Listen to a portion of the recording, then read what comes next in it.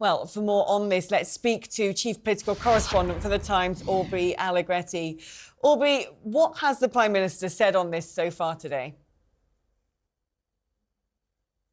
So the Prime Minister has been appearing in front of the Liaison Committee, which is effectively the sort of heads of all the major parliamentary select committees. And he's faced questions about the government's record on China over the last 14 years of Conservative government, and also about more recent action.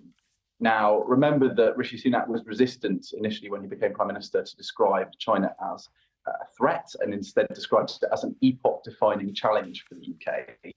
He has today called China the greatest state-based threat to our economic security, and has faced a sort of barrage of questions about what action the UK could take next to try and curtail sort of Chinese influence in UK elections. He has faced questions from MPs on that subject, but so far been fairly evasive about what future action there could be. And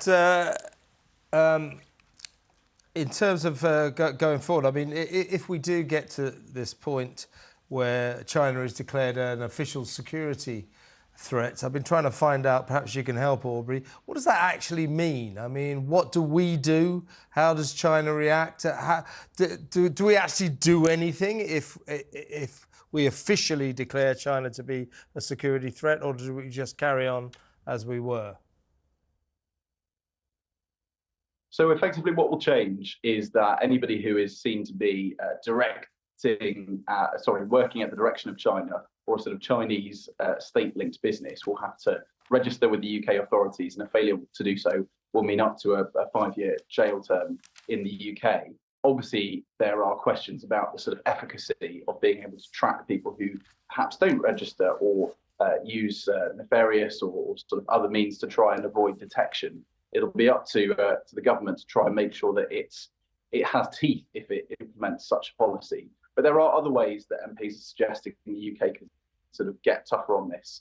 Among them have been suggested by Liam Byrne, a Labour MP at the Liaison Committee this afternoon. He's been suggesting, for example, that the UK could try to block China from joining the Trans-Pacific Trade Partnership, CPTPP, and also that the UK could follow the US in suggesting that for TikTok to continue operating, for example, it would have to no longer be owned by a Chinese company. So there are other suggestions being mooted by MPs about ways to curtail China's influence in the UK.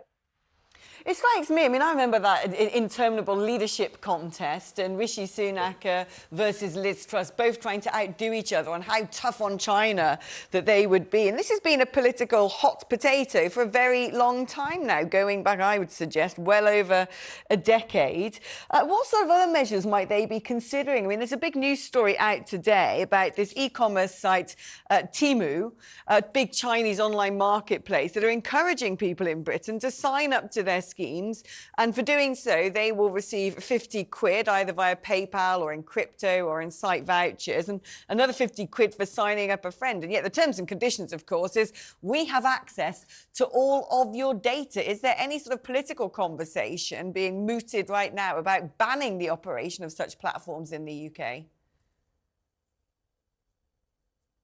You're absolutely right to sort of highlight the differing views there have been in the Conservative Party on the approach to China. And those do stretch back to the leadership contest of 2022, where Liz Truss, who was, of course, then the Foreign Secretary, was a lot more hawkish and wanted to take a sort of stronger stance on China.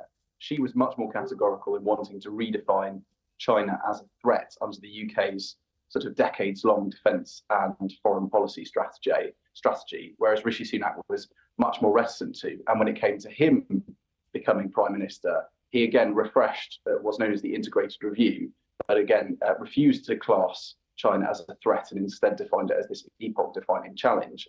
And even in the last few days, we've seen suggestions that there is a difference of opinion amongst cabinet ministers on how to deal with the sort of new challenges posed by China.